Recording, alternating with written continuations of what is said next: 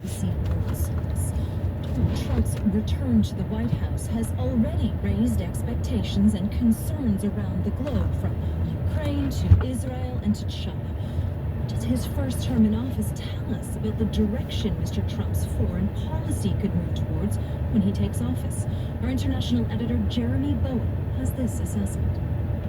During his first term, Donald Trump's forays around the world often alarmed his allies. He seemed to have more respect for the authoritarian certainties of President Vladimir Putin of Russia and President Xi Jinping of China than he did for the grey shades of compromise in Western democracies. His overtures towards the world's strongmen could sound impulsive and naive. It was the time when he met Kim Jong-un, the hereditary ruler of North Korea. And then we fell in love. Oh, really? He wrote me beautiful letters. Trump convinced himself that a pen-pal relationship with Kim was a breakthrough for America, but Kim would not give up North Korea's nuclear weapons, and a full-blown summit in Vietnam in 2019 collapsed. In the 4 years since the chaos and violence at the end of the first Trump term, the world has become even more complicated and troubled. Sudan, the Middle East and Ukraine are being devastated by war. Throughout the election campaign, Donald Trump insisted on his formula to end the Russia-Ukraine war. I will have that war finished and done and settled before I get to the White House as president-elect. I will get that done. He didn't say how he might do it. President Volodymyr Zelensky of Ukraine will be deeply worried that his country would pay the price for a deal, losing territory permanently to Russia.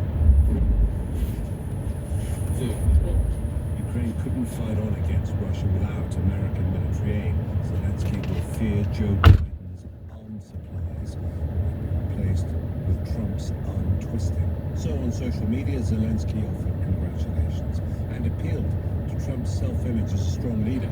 Russia's full-scale invasion of Ukraine has also taught America's Western European allies a hard lesson that without American military power, they would struggle to defend themselves.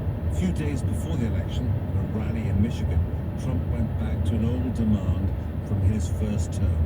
His America would not offer anyone a free ride. It might go back to threatening to walk away from NATO itself.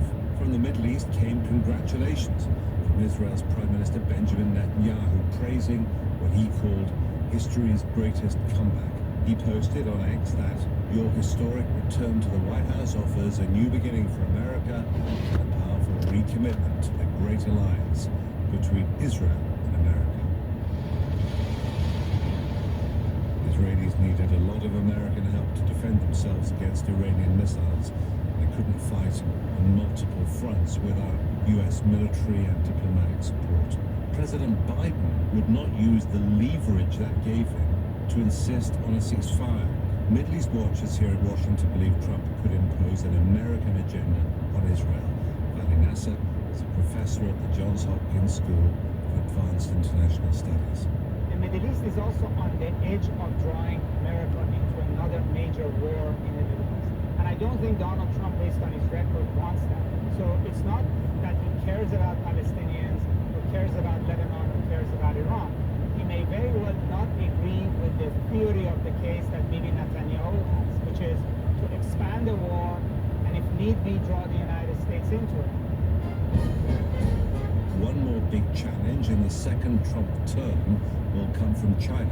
Since Trump left office, China has made bigger strides towards rivaling America as the world's strongest power.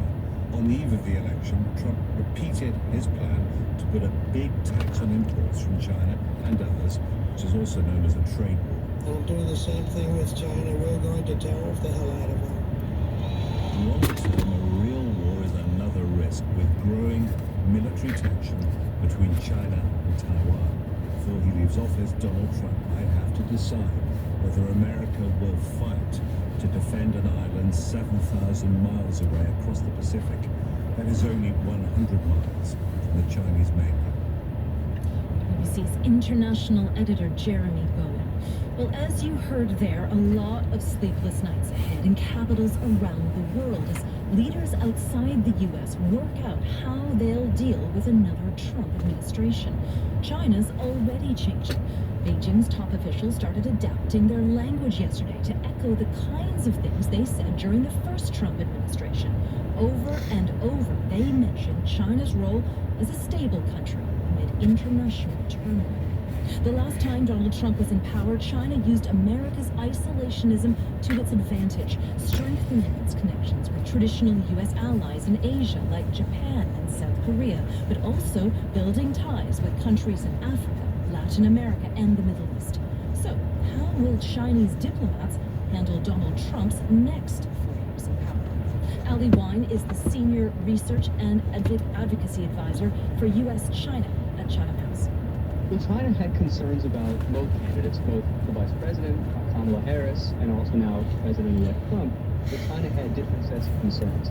With the second Trump administration, I think the Chinese officials are concerned about the economic agenda that he has pledged to implement, particularly his pledge to impose a tariff rate of at least 60% on Chinese exports. So there is concern. There's also concern about Trump's unpredictability, concern about some of the advisors he might onboard. On the other hand, I do think that China discerns something of a strategic opportunity because of Trump's America First worldview, whereby he tends to regard U.S. allies and partners with greater suspicion than U.S. competitors and adversaries. China right now has been, I think, cautious in its response to Trump's election, and I think that they see a combination of risks and opportunities. Can you tell me more about those strategic